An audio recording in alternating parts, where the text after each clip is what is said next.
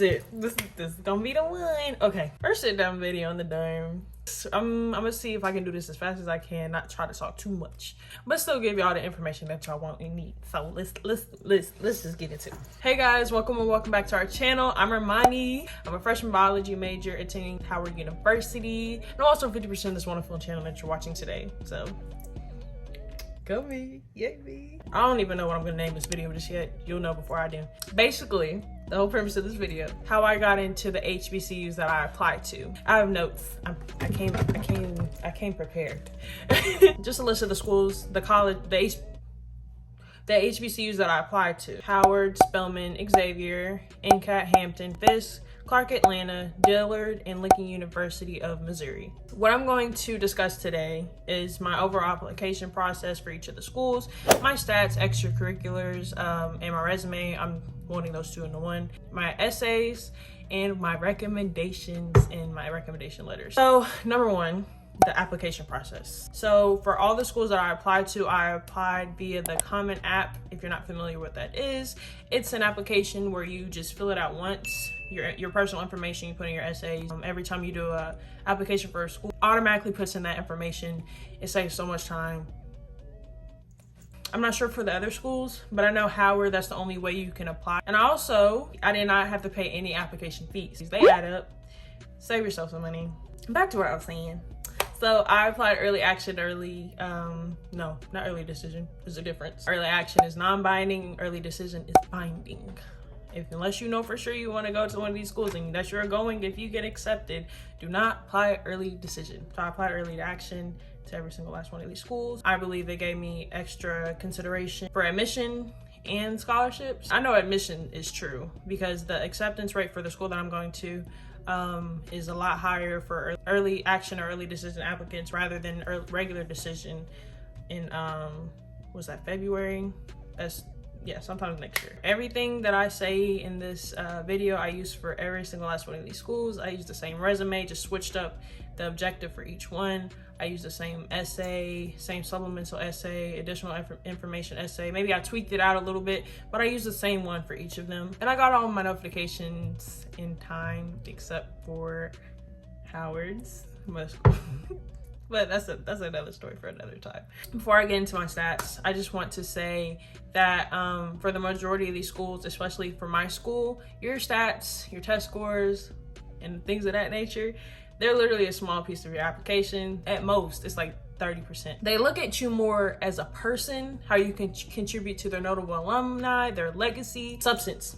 How can you contribute to that legacy, to the NCAT legacy, to the Spelman legacy, to that Howard legacy, to that Xavier? How can you contribute to that? So think about that whenever you're doing your essay. Whenever you're doing your personal essay, please do not make it solely about your academics. You already reflected that in your other parts of your application, but to each its own. It's your essay, it's your application, but I'm just telling you what I did. First, we're gonna get into my stats. Keep in mind for your specific school, not your specific like college, like Howard, Spelman. Like I'm a biology major, so I applied to the College of Arts and Sciences within Howard University. So whenever you're looking at the admission requirements, like the stats you need, look for, if you're a business major, look in the School of Business, yada, yada, yada, do your research. You can, but don't just base your stats off of the entire school's requirements. Look at your specific schools and see where you line up within that. Okay, stats. Let's get back on track. My unweighted GPA was a 3.6. My weighted GPA was a 4.0. I applied test optional to all of the HBCUs that I applied to, I think. But I got a 22 on the ACT, but do better than I did. Study. Use your resources. There's so many things out there. Khan Academy, you got ACT prep. Use your resources. Do your best to get the highest grade you can get. I felt like it was gonna bring me down more than it would have helped me. So yeah. I'm not sure about the other colleges that I'm discussing today, but I know for Howard, for the incoming freshmen that are going to be here next year, HU26, applying test optional doesn't disadvantage you for any scholarships or admission. Like I said, if you have the opportunity to take those study sessions, the ACT prep course, Khan Academy, things of that nature, take the SAT. Take the SAT. It'll help you in the long run, especially when you're applying for these scholarships later and they ask you for your test score. Just because these colleges are test optional does not mean for these scholarships that you apply to later, which you better be applying for some scholarships, does not mean that those are test optional too. So keep that in mind. Oh, another thing that I want to add are the weighted courses, or the courses I felt were essential to my application. World. But anyway, so next I'm going to move on to my resume and my extracurriculars. My advice to you is to have a cover letter. I didn't, but I feel like that's really important to have. Basically, it highlights who you are and it draws the person that looks at your application or your resume, it draws them in. If you don't get it now, if you don't get it done now, it's cool. I didn't have a cover letter at the time. So for my resume, whenever you're naming the organizations and the clubs that you were in, like, name them based off its importance to you. What the clubs that are important to you aren't the same things that'll be important to somebody else. My resume, my application was just based off of service. So I first started off with the clubs that I held an office in: student body president, National Honor Society president, Astor president, and then sports that I held leadership roles in. Then I went into community service organizations that I was involved in, inside and outside of school, and then the rest. First thing that I included in my resume was my education. I also put the colleges that I attended for my dual credit classes, and the courses that I took. Next, I included my employment history. Next, after my employment history, I had my extracurriculars and the organizations that I was in. I didn't really put like a description of what I did. I just listed the things that I was involved in. Next, I listed my awards and honors. I got the Honors Distinction Award junior and senior year, but I didn't know that at the time, so just junior year. I had a second place medal in the DECA. I was in District Honors Orchestra for 2 years, and so on. And then last but not least, I listed just some volunteer activities. Next, we're gonna get into my essays. My personal essay, I wrote that junk like a good 5 times.